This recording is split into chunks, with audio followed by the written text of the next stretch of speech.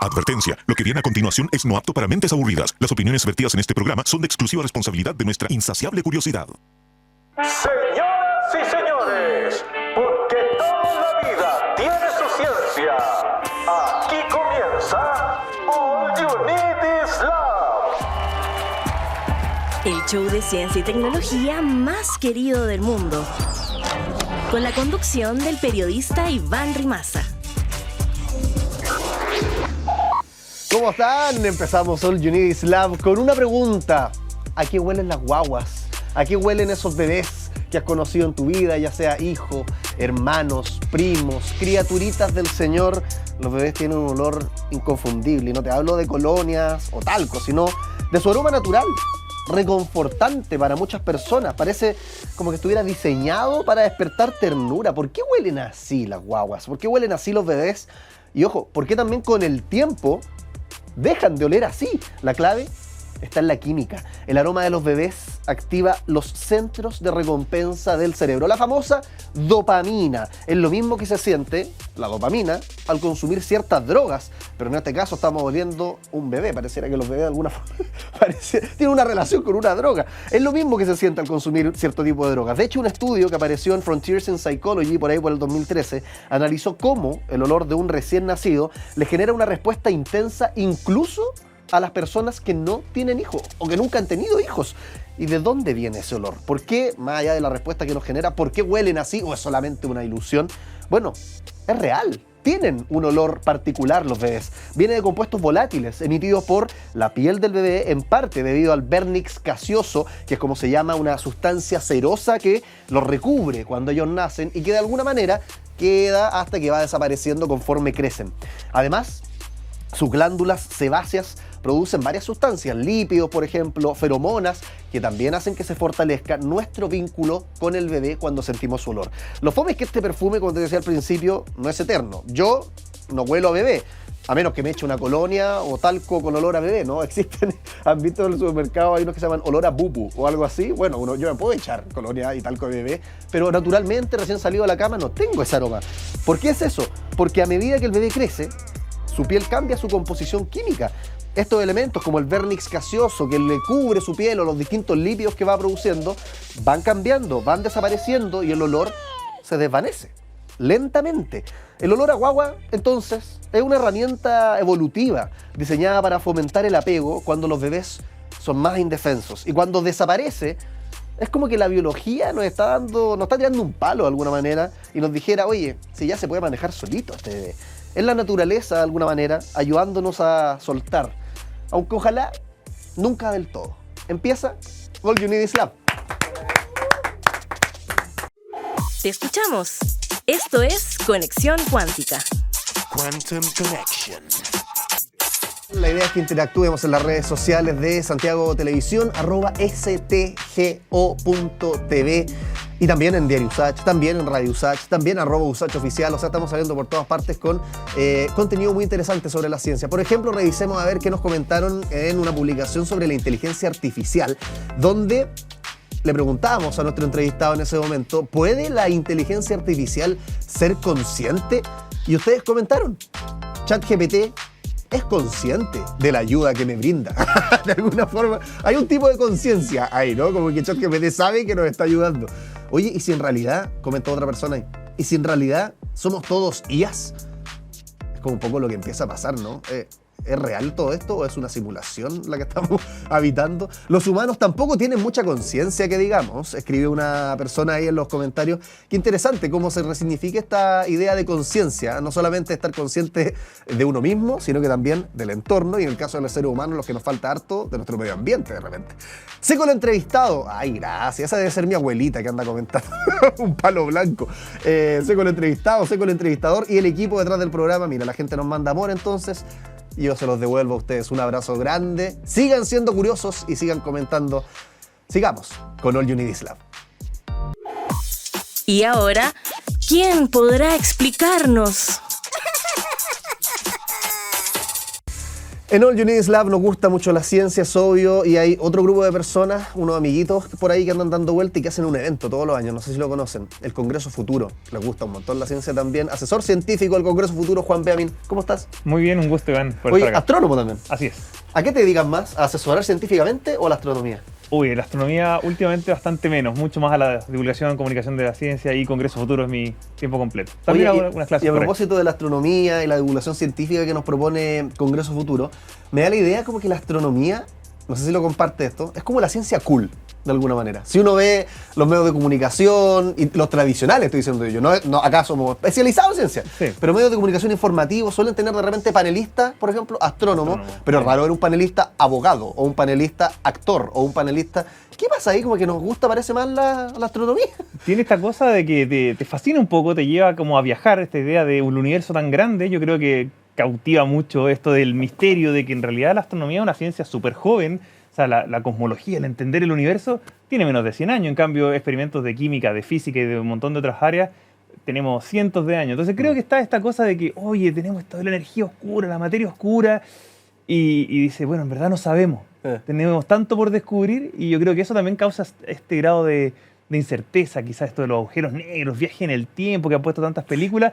Yo creo que eso ayuda bastante a que la astronomía sea como esta ciencia un poco más cool y más fácil de llegar. Como que hay más misterio. Po. De repente en otras disciplinas hay más certezas y con la astronomía es tan vasto lo que no conocemos que, claro, nos dan ganas de saber más. Sí, y a pesar de que es verdad que hablas de repente de millones de años luz, que son cosas que te quedan grandes, a veces cuando tú vas a la matemática moderna, porque claro, uno dice, el teorema de Pitágoras, sí, lo veo en el colegio, pero cuando tú te vas a la matemática que está pasando ahora, por ejemplo, tuvimos un matemático en el Congreso Futuro que había resuelto un problema súper importante del KPZ.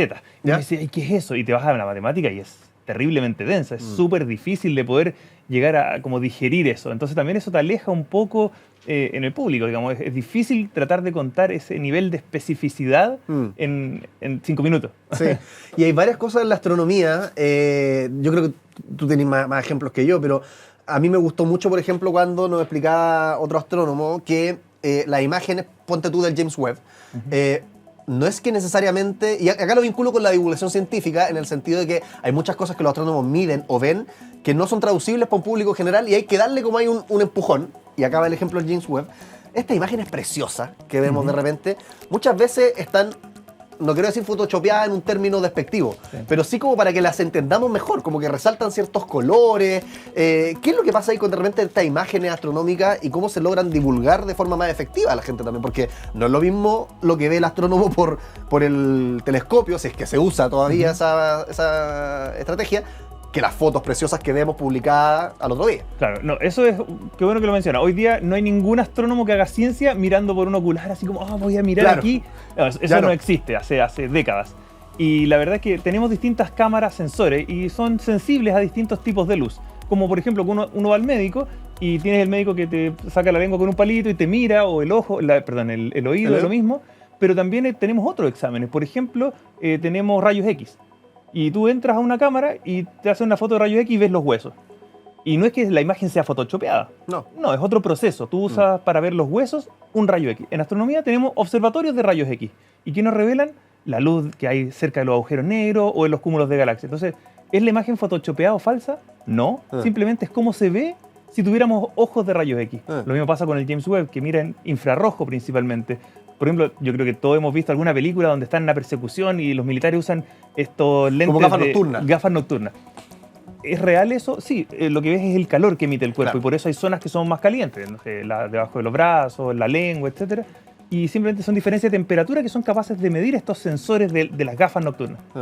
Los telescopios también son capaces de medir la luz infrarroja, digamos, como el calor de otros cuerpos, que es distinta a la luz que nosotros veríamos con nuestros ojos. Entonces, ¿es eso falso? No, simplemente es otra manifestación de estos cuerpos en el cielo. Y eso es lo que finalmente sale y se publica. Oye, Juan, y lo que me gusta de esta precisión que haces tú es que yo creo que está bien metido en el cerebro de la gente la imagen del astrónomo mirando a través de una lentilla. No es como el típico estereotipo, pero al final en la astronomía moderna o contemporánea, lo que menos usamos para descubrir el universo son nuestros ojos. Sí, o sea, un poco sí, Son un como poco máquinas, digamos, ¿no? Como que el ojo desnudo, a eso sí, voy. sí, eso es cierto. O sea, usamos el telescopio. Básicamente tenemos que pensar, el telescopio es como si uno quisiera juntar agua de la lluvia. Uno no pondría una pipeta o no pondría un vasito chiquitito, una copa de champaña. Usaría un balde lo más ancho posible para capturar la mayor cantidad de agua, ¿cierto? En el caso del telescopio es lo mismo. Nuestra pupila mide un par de milímetros. Esa es la cantidad de luz que puede entrar del universo a través de nuestra pupila. Y además, nuestro ojo está desarrollado para ver cosas en movimiento, no para capturar imágenes profundas de larga exposición. En cambio, un telescopio es esta gran olla, podríamos pensarlo, donde va a caer toda la luz y después tiene una cámara que la podemos dejar como grabando durante mucho tiempo, a diferencia del ojo que se refresca para ver el movimiento. La cámara es capaz de ver esta luz tan débil. Entonces, claro, nosotros lo que hacemos después los astrónomos es analizar esos datos que entraron al telescopio, pasaron por esta cámara y produjeron una foto. Y ahí ya viene todo el análisis computacional y tú mencionabas Congreso Futuro, porque ahí se discuten justamente estos temas de inteligencia artificial y no solamente en esta cosa apocalíptica y de que va a destruir la sociedad y van a tomar conciencia las máquinas, sino como al servicio de la humanidad todas estas técnicas que nos permiten descubrir cosas ahí en los datos que un ser humano no podría analizar en su vida. Entonces, la astronomía está muy ligada a todo el desarrollo de la inteligencia artificial, justamente por eso, porque observamos tan grandes bases de datos del cielo, o tantos datos que tenemos, y los podemos procesar gracias a estas herramientas. Entonces, es súper interesante esta multidisciplina que se está dando, y no solo la astronomía, obviamente los químicos hacen lo mismo, los físicos también. Oye, hay porque quiero hablar de nuestra galaxia, de la Vía Láctea. Hay un facto, diría yo, que está muy también instalado y que bueno, que esto de que el universo siempre se está expandiendo. Yo creo que la gente lo sé, está en el colegio, lo sabemos. Pero una cosa, y voy a hacer el ejemplo acá a la cámara, este vasito de agua, por ejemplo, soy yo. Y estos son los bordes del universo, de esta mesa, ¿no? Sabemos que los bordes de la mesa siempre se están expandiendo, están en constante modificación, ¿no? No sé si eso es preciso, uno. Dale. Pero dos, nuestra galaxia, que acá donde está este vasito, también está constantemente moviéndose y cambiando, ¿cierto? Sí. O sea, todo está constantemente en movimiento, no hay nada estático en el universo, lo que descubrimos hace 50 años probablemente ya cambió también.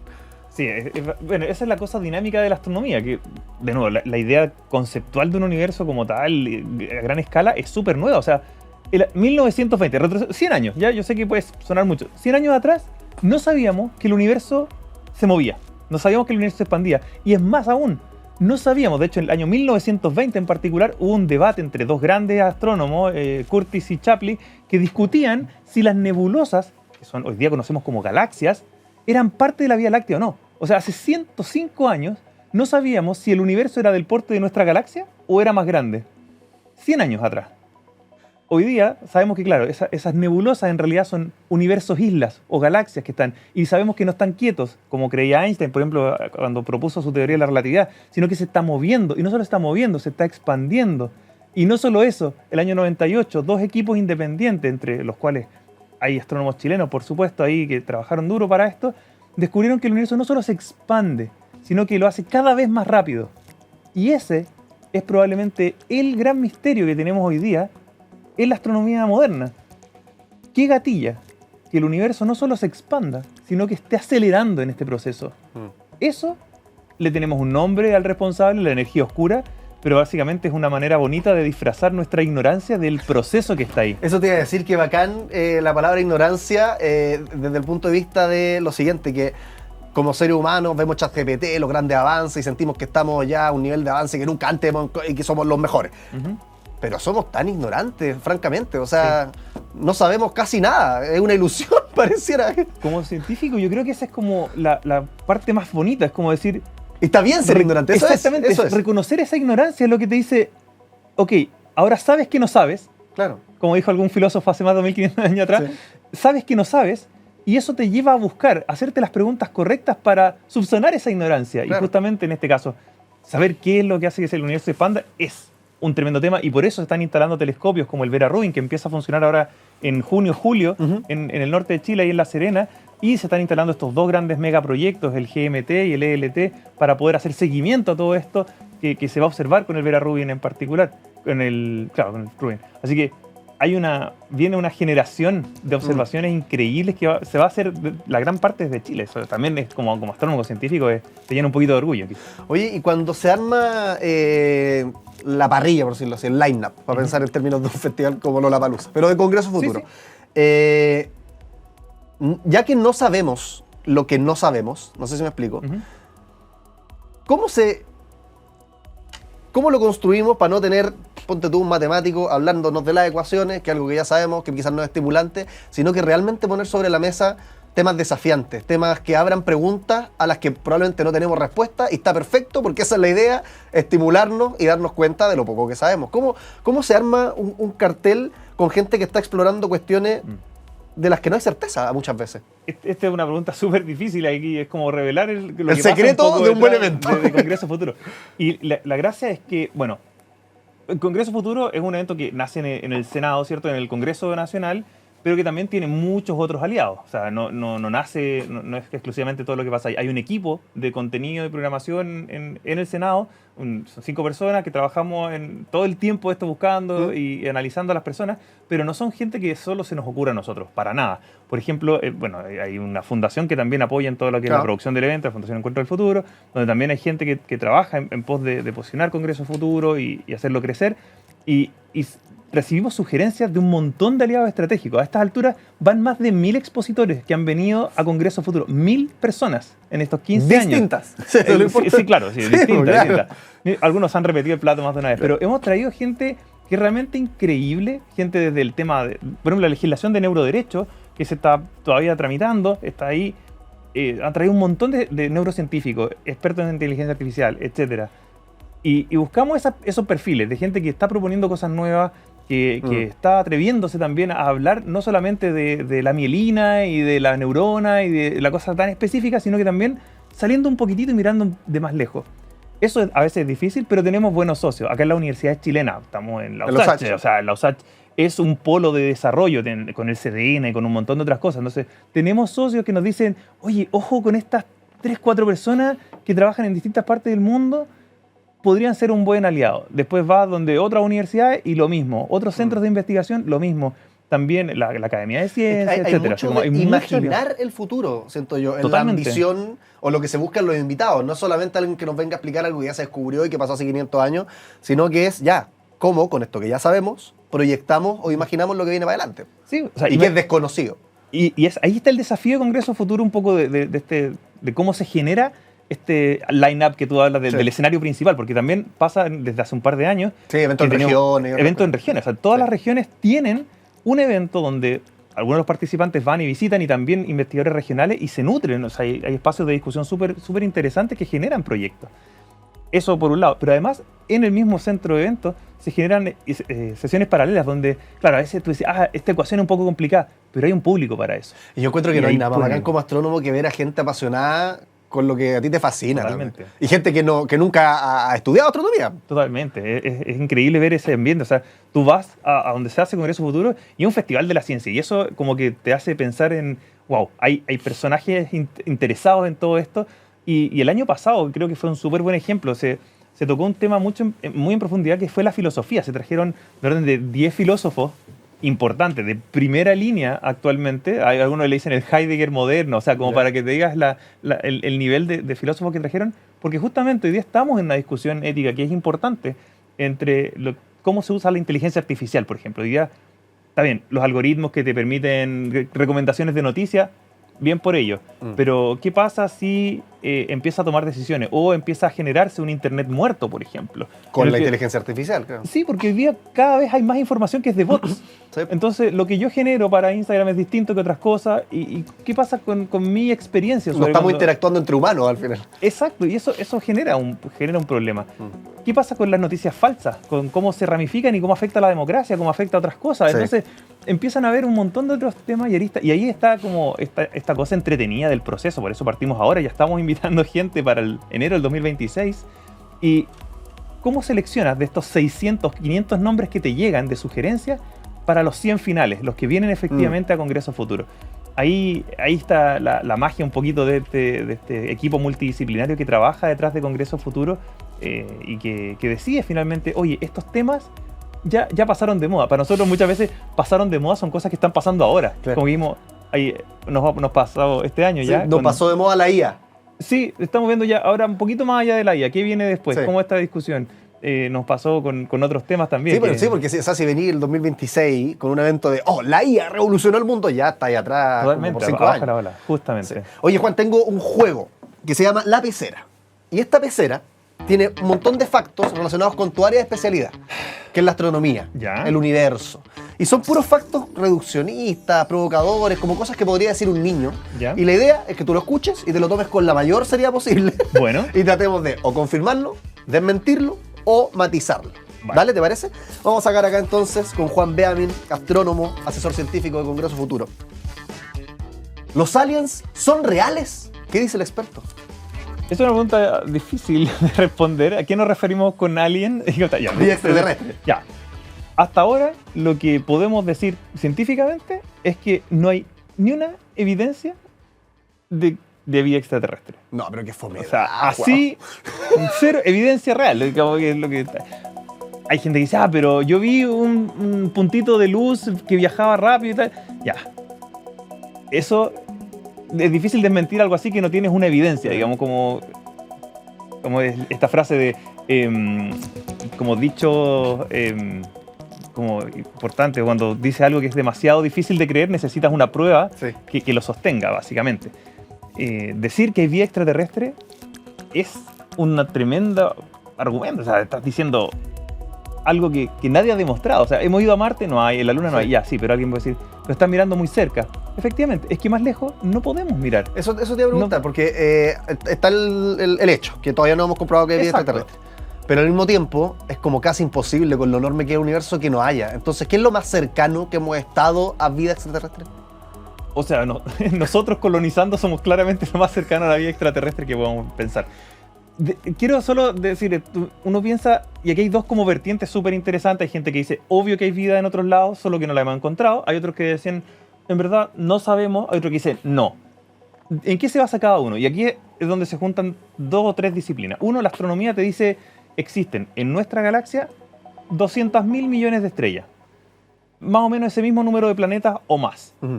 Pero hay 200.000 o 400.000 millones de galaxias. O sea, es multiplicar estos números y te dice, no, la probabilidad con esa cantidad de planetas, como en uno, aparte de la Tierra, no va a haber vida. Pero después viene la gente que hace biología y que te dice, bueno, pero ¿qué es la vida? Necesitas proteínas, que hasta el momento nunca hemos detectado una proteína sola, en un cometa, en nada. Sí, no, solo aminoácidos, que es como el paso previo. Es como decir, hemos encontrado ladrillo y alguien que me diga, sí, pero la vida es como un rascacielos con inteligencia artificial. O sea, hasta el coronavirus tiene proteínas. Sí, y no está vivo. Entonces, claro, necesitas las proteínas, necesitas los ácidos nucleicos y que sepan interactuar y que hayan nacido en el mismo lugar al mismo tiempo. Las probabilidades de que eso pase son astronómicamente bajas. Entonces están multiplicando un número que es cercano a cero con un número cercano a infinito. ¿Cuál es la probabilidad de que exista vida? Bueno, depende qué tan infinito sea este y qué tan cercano a cero sea esto. Así que la pregunta está abierta, es un tema de discusión. Hay una rama que se dedica a esto, que es la astrobiología, y se están haciendo todos los esfuerzos. O sea, todas estas máquinas y grandes telescopios y misiones espaciales están buscándolo. O sea, no es que los científicos no quieran y no se lo están guardando. Yo acá voy a hablar directo, pero es no que de tienen un verdad alien encerrado. no tenemos un alien encerrado. Y lo más importante, imagínense la persona, o sea, si Albert Einstein pasó a la historia como la persona que redefinió la física en el siglo XX, imagínense la persona que descubre por primera vez vida extraterrestre. Esa persona sería famosa para el resto de la humanidad. Platón, Sócrates serían esto al lado de alguien que descubra eso. Ningún científico se va a aguantar las ganas de eso. Así que el día en que se descubra, créanme que todo el mundo lo va a saber. Oye, ya entendemos más o menos por qué no lo hemos logrado, limitaciones tecnológicas, el universo es muy vasto, hay un montón de razones. Pero ¿por qué nos interesa tanto? ¿Por qué sería, como tú lo dices, créanme que un científico no se guardaría esa información? Sí. ¿Por qué es tan, y voy a ocupar una palabra acá cotidiana, por qué es tan brígido encontrar vida en otros planetas? Porque acá se vuelve a cruzar algo que es como bien importante para nosotros. De verdad va a ser como para la Biblia Jesús, antes y después. O sea, ese nivel de importancia, ¿cierto? Sí, justamente tocaste un punto que yo creo que es el clave. Esto no es una pregunta que nos hagamos solo, los astrónomos hacen la pregunta. No, todo el mundo se hace la pregunta. Mira al cielo y dice, ¿estamos solos? Esta pregunta ya miles de años. Sí. Es una pregunta que afecta desde la filosofía, la religión, la sociología. La economía, o sea, todo. Todo. O sea, cómo percibimos el universo, nuestro lugar en el universo. Esto es como cuando Copérnico dijo, en verdad nos movemos nosotros en torno al Sol. Eso cambió la forma en cómo algunos interpretaban incluso la Biblia. O sea, realmente cambió muchas cosas. Lo mismo pasó después cuando ya no es el Sol el que está al centro, sino la galaxia, y así fuimos creciendo. Ha ido cambiando nuestra forma como entendemos el mundo. Y también va a cambiar las ciencias, porque va a decir, tenemos que darle explicación al fenómeno de la vida, que es más genérico que la que hay en el planeta Tierra, etc. Entonces, son muchas las disciplinas que cambiarían, pero sobre todo a nivel como cultural. Yo creo que ahí está la base de esto.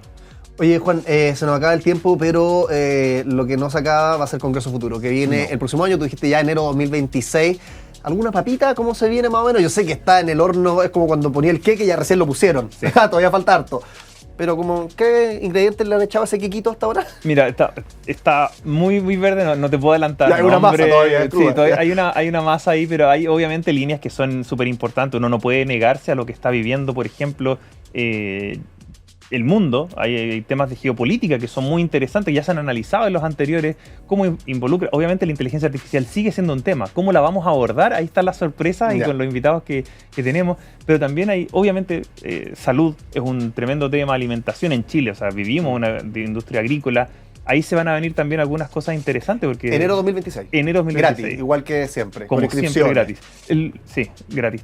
Bacán. Siempre Congreso Futuro, la idea es que puedan ir y están las charlas disponibles. También la invitación ahí que ingresen a congresofuturo.cl, donde pueden encontrar todas las charlas anteriores y pueden verlas, descargarlas ahí, pedirle resúmenes a la inteligencia artificial si no están muy seguros antes de verlas. Bueno. Así que realmente pueden hacer todo eso sin problema.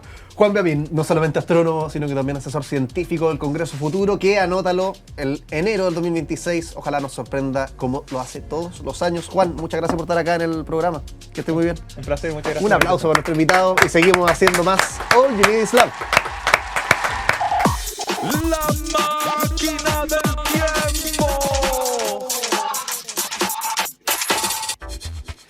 Hoy día, antes de empezar el programa, me echaron unos polvos en la cara, base, le dicen, y seguramente tú que estás viendo este programa, de repente también te has maquillado, ¿cierto? Pero ¿cómo nos maquillábamos en la antigüedad? Antes de que existieran estos productos hipoalergénicos, que se adhieren perfectamente, que resisten el agua, bueno, en la prehistoria se ocupaban pigmentos naturales de la tierra, como arcilla, barro rojo también, para pintura corporal, posiblemente en esa época no tanto con fines estéticos, de verse más sexy y atraer gente, sino que con fines rituales o de protección, más que para tapar espinillas. Después, en el antiguo Egipto, hombres y mujeres empezaron a aplicar ya polvos negros, verdes alrededor de los ojos. Hay ahí un indicio quizás o un primer antecedente de cuando el maquillaje ya se empezó a ocupar de forma social, ¿no? Para comunicar algo, para atraer, incluso si tú quieres, para asemejarse en ese caso a lo que era el dios Horus de los egipcios.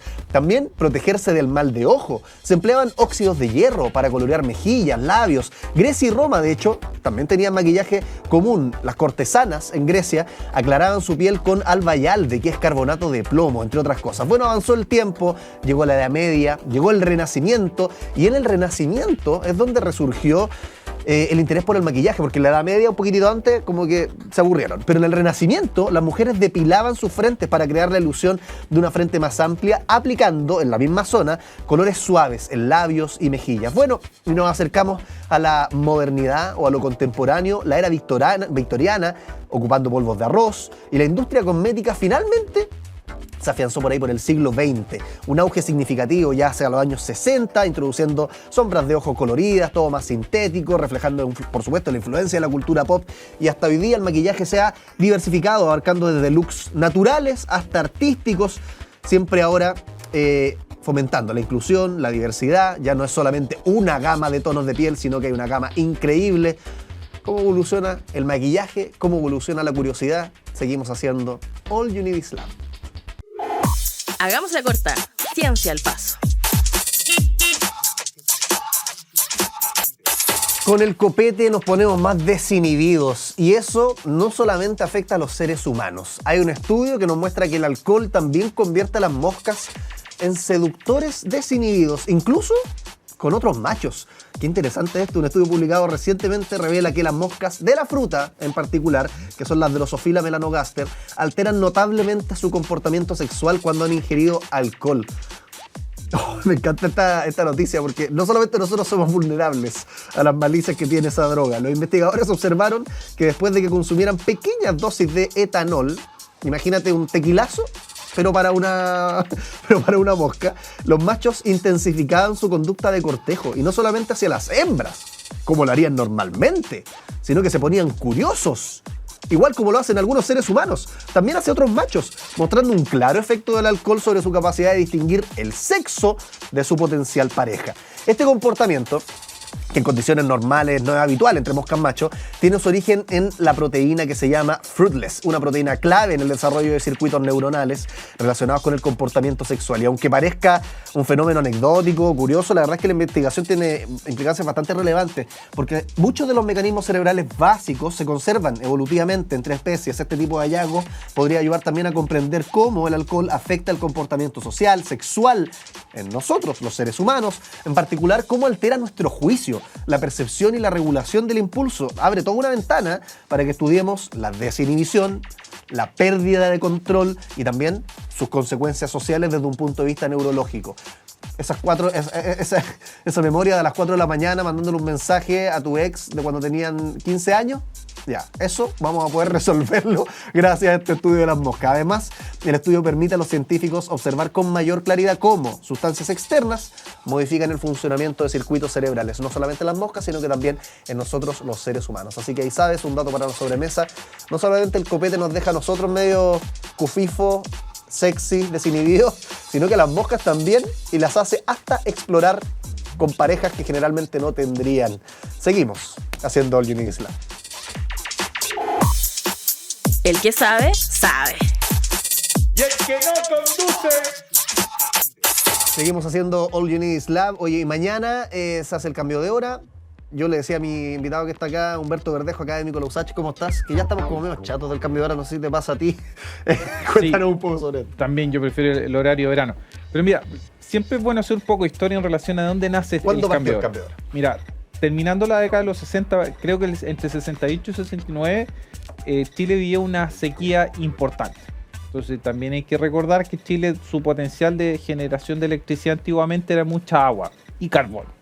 Entonces con sequía, ¿verdad? Indudablemente no había con qué producir electricidad, y la autoridad de la época decide retrasar la hora, en el fondo, que si se oscurecía a las 7, que ahora se oscurezca a las 8, y eso indudablemente ayudó al comercio de la época. Y por otro lado, la mayor demanda del sistema históricamente se producía en ese horario, entre las 6 y las 10 de la noche. Entonces tener una hora más de luz permitía en este caso tener mayor productividad y de una otra manera aprovechar la luz natural. Entonces es todo parte por un tema eléctrico. Entonces indudablemente esa política... Eléctrico y de Luca.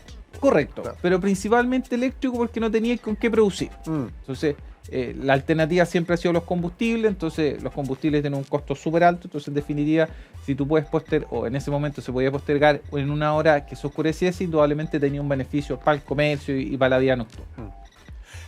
Perdón que te interrumpa, pero qué interesante que una hora genere cambios importantes, o al menos esa era la idea. En esa época. Sí. ¿Por qué? Y ahí nos venimos al presente, ¿verdad? El cambio de hora, todos los gobiernos lo han mantenido, a excepción del 2015, cuando se mantuvo el horario de verano. Porque en definitiva, ¿verdad? Se quería en ese momento evaluar si correspondía o no, o qué ventaja desde el punto de vista energético tenía tener el horario de verano durante todo el año. ¿Y cómo es la cuestión ahora? En ese momento, cuando se hizo ese análisis, que nosotros como universidad nos tocó hacerlo, el ahorro era en un torno 3 o 4%. En el fondo, mantener el horario de verano reducía de una otra manera el consumo entre un 3 y un 4% a nivel residencial. Pero eso yo creo que con el tiempo ha ido bajando, y la literatura internacional muestra que es marginal. ¿Por qué? Porque en los electrodomésticos que efectivamente te pueden mover la aguja en torno al consumo es la iluminación. Y al día de hoy la iluminación es muy eficiente. De hecho, el 2015 en adelante se prohibieron la venta de ampolletas incandescentes.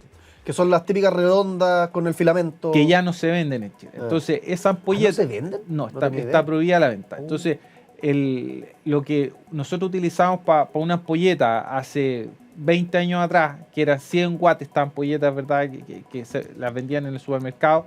Ahora tenemos ampolletas altamente eficientes que iluminan lo mismo, pero con un 20avo el consumo. En el fondo disminuyó 20 veces el consumo de una otra manera, pasar de la ampolleta incandescente a las LED. Entonces, en ese contexto, ¿verdad? Al día de hoy, los electrodomésticos que mueven la aguja no necesariamente son en términos de la iluminación.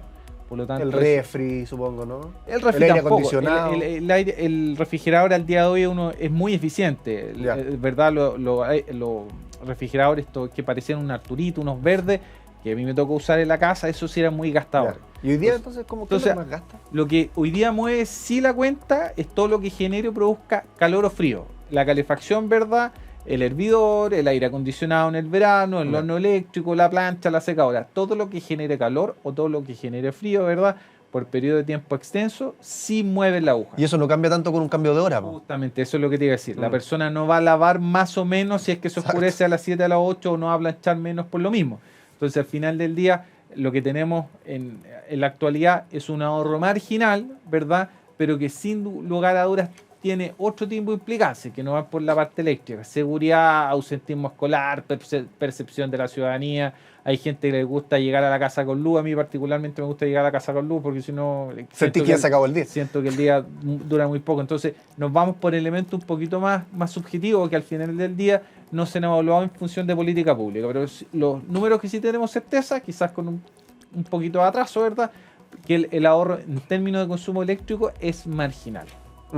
Oye, lo interesante del cambio de luz, llevémoslo un poco como a billete, porque tú hablas de 3, 4%, pero eso es una cuenta de luz en lucas, ¿cuánto es? O sea, también hay que recordar que, por ejemplo, si una persona estaba pagando en marzo del 2024 30 lucas, 30.000 pesos en la cuenta de la luz, al día de hoy está pagando casi 48.000 pesos. En el fondo ha habido un incremento de un 60%. Entonces, si uno ve como política pública que el cambio de hora va a disminuir la cuenta, realmente no mueve la aguja. Hay otras cosas que sí se pueden hacer y sobre todo ahora que viene el frío, que es donde hay que recordar que las ventanas y las puertas tienen que estar aisladas. En el fondo, si están estas rendijas por donde el calor se pierde, indudablemente más consumo se va a traducir en términos de electricidad o de parafina o lo que sea que utilice la gente para calefaccionar. Entonces, ventana y puerta cerrada, blackout, ojalá, de la misma forma que usamos blackout en el verano para aislar el calor, ahora usar el blackout para que el calor no salga de la casa tan rápido. Sepa. Entonces, eso de una otra manera son las cosas que sí te pueden mover la aguja, no la aguja la cuenta y por lo tanto el consumo. No tanto la ampolleta. No, hay que ser súper transparente porque, como te digo, las ampolletas eficientes al día de hoy consumen 20 veces menos que lo que consumía la ampolleta hace 15 años atrás. Oye, Humberto, qué bueno que dimos todo este contexto, porque acá en el Unides Lab tenemos juegos. Y contigo quería sacar esta ruleta. No nos asustemos. Todos los invitados, siempre que saco juegos, como que se asustan y dicen, es que van a preguntar. No, estas son cosas relacionadas con lo que estamos hablando, con el tema del cambio de hora. Y en general van a aparecer aquí preguntas. De hecho, la vamos a hacer girar. 1, 2, 3. Y cuando la ruleta se detenga, Humberto, uno de los colores nos va a dar una pregunta que es como muy hecha por un niño. Entonces tratemos de tomarnos la pregunta lo más en serio posible desde tu experiencia. Vamos, 1, 2, ¡zuc! Esto, ¿a dónde cayó? ¿En el rosado, en el celeste? ¿Qué dice la cámara? Uy, a ver. Ya se fue al celeste. Se fue al celeste. Nos quedamos con el celeste. ¿Qué es lo que dice la pregunta celeste? ¿Es una tontera el cambio de hora? ¿Qué dice el experto? O sea, más allá que una tontería, creo que una política pública que ya no tiene el fin con el cual se diseñó, ¿verdad? Porque en estricto rigor seguimos con sequía, ¿verdad? Pero al final del día, el cambiar la hora no nos va a mover la cuenta final ni el consumo al final del mes, porque, insisto, los electrodomésticos que sí generan calor o que sí mueven la aguja en la cuenta no tienen que ver con la cantidad de luz que tengamos durante el día. Si tú fueras el presidente o quien sea que tiene que tomar la decisión, tú dirías chao con el cambio de hora. Claro, porque al día de hoy tenemos todas las regiones del país con el mismo uso horario, pero ahora que nosotros vamos a retroceder en uno, Aysén y Magallanes y la Antártica van a quedar con una hora más.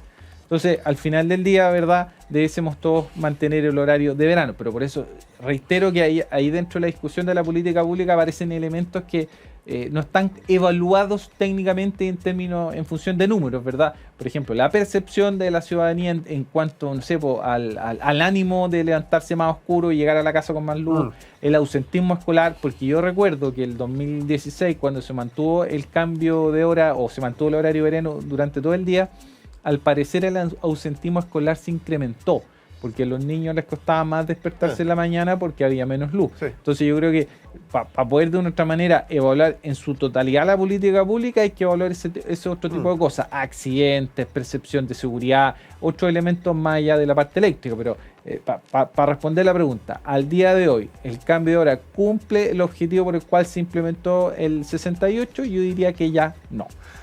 Humberto, te quería llevar a profundizar, ya quedó claro, yo creo el tema del cambio de hora. Me gustaría hablar ahora como de la ciencia detrás de la luz, de sus costos, y por ejemplo partir con una pregunta, porque yo creo que la pregunta que la gente se hace en la casa es ¿por qué la luz es tan cara? Y ahí podríamos hablar de todas las etapas, dónde se va cobrando y eso para más adelante. Pero primero, tú decías que hoy en día el foco está puesto no tanto en la iluminación, sino que en la generación de calor, como por ejemplo hervidores o estufas, aire, qué sé yo. ¿Por qué eso es más costoso que la iluminación? Aparte de ya nos dijiste que la iluminación ahora es mucho más eficiente que antes, pero ¿por qué es tan difícil generar calor? ¿Por qué eso es más caro que simplemente prender el computador, por ejemplo? Para que te hagas una idea, una estufa LED, una ampolleta LED hoy día que ilumina lo mismo que una de 100, tiene un consumo de 5 watts. Los watts es la especificación de los consumos. ¿Y 5 watts es poquito? Es muy poquito. Una estufa eléctrica de las más baratas que venden en el mercado, o sea, que tira calor con un ventilador, la que malamente la ponemos en el baño para calefaccionar, consume 1500. ¿Y es imposible que consuma 5 watts una estufa? No, porque no va a producir el calor necesario para calefaccionar, porque al final del día lo que se utiliza ahí es el efecto Joule, ¿verdad? El calor, la pérdida por calor que con un ventilador se distribuye en el ambiente. Entonces todo lo que genere calor, ya sea para calefaccionar o refrigerar, tiene un alto consumo porque las cargas o los consumos son elevados en términos de la potencia, que es lo que define la unidad de consumo eléctrico. O sea, en general, a más watts va a calentar más. Yo creo que ahí el desafío es cómo estrujamos cada watt para ser más eficientes también, ¿no? Claro, efectivamente, y por eso está el aire acondicionado, que el aire acondicionado tiene la doble modalidad. Refrigera en el verano y calefacciona en el invierno con elementos de mayor eficiencia.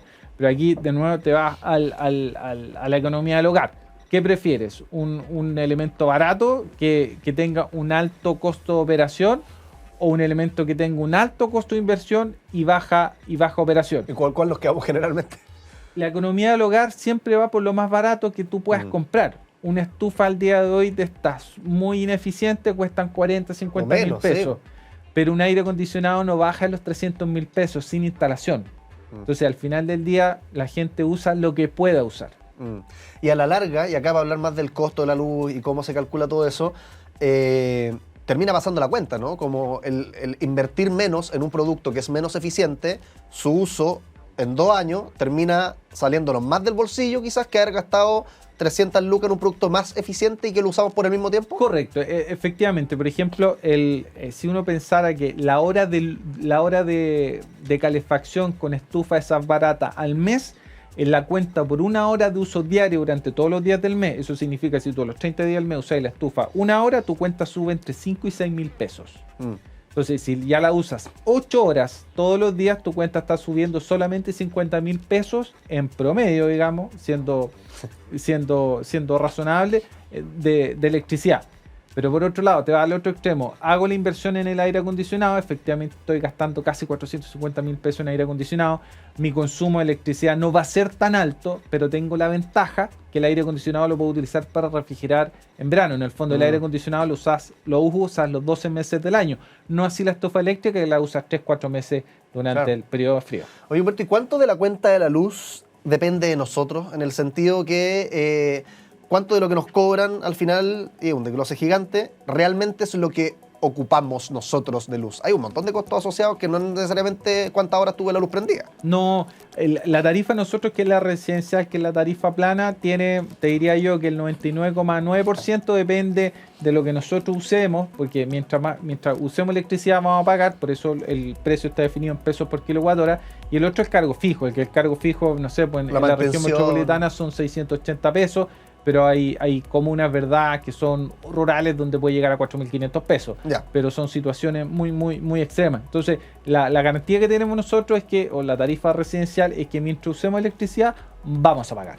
¿Y por qué el mismo uso, estoy hablando pensando así como condiciones de laboratorio? Supongamos que Pepito en Santiago ocupó 100 de luz, pero en Punta Arenas o en Arica ese mismo uso tiene otros precios. ¿Por qué pasa eso? Claro, porque la tarifa tiene 3 componentes. La generación, que pesa un 70%, que es lo que nosotros le pagamos a la empresa generadora, la transmisión, que es el uso de las carreteras eléctricas, y finalmente lo que le pagamos a la empresa distribuidora, que corresponde a un 20% de la tarifa. Ya. Entonces, dependiendo de la ubicación geográfica que estén en el país, los contratos son distintos, el uso de la carretera eléctrica es distinta y la empresa distribuidora es distinta. Entonces, lo que hay que tener en cuenta es que las tarifas de la zona centro son las más altas porque están lejos de los centros de consumo. Aquellas comunas, ¿verdad?, que están cerca de puntos de generación, por ejemplo, donde hay centrales térmicas, hidráulicas o alguna central de generación, su tarifa es un poquito más barata que la que pagamos en la zona centro. En el fondo, nosotros como usuarios de la zona centro subsidiamos a aquellos usuarios que viven en comunas donde hay puntos de generación.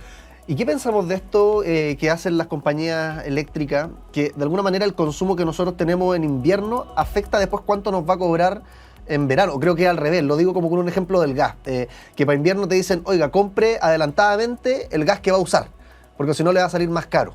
Y parece que nos ponen como ciertos umbrales, como, mira, esta persona ocupó más o menos esto en verano, y hay como un recargo, si es que uno se pasa de eso. Eso o se eliminó en 2020. ¿Y qué pasaba ahí? Ya no existe. Lo que pasa es que, nuevamente, un poquito de historia, la mayor demanda del sistema siempre ha sido entre las 6 de la tarde y las 11 de la noche. ¿Sí? Entonces, como una forma de que tú no gastes electricidad para exigir más el sistema en la hora de mayor demanda, había un recargo en la tarifa. ¿Y por qué lo sacaron al final? Pero eso se eliminó con la pandemia, porque al final del día se demostró 2 cosas.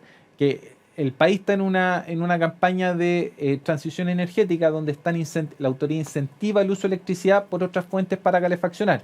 Entonces, en la noche, si tú le pides a la gente que no use parafina o no use carbón para calefaccionarse, no tiene sentido que adicionalmente le recarguen la tarifa. Exactamente.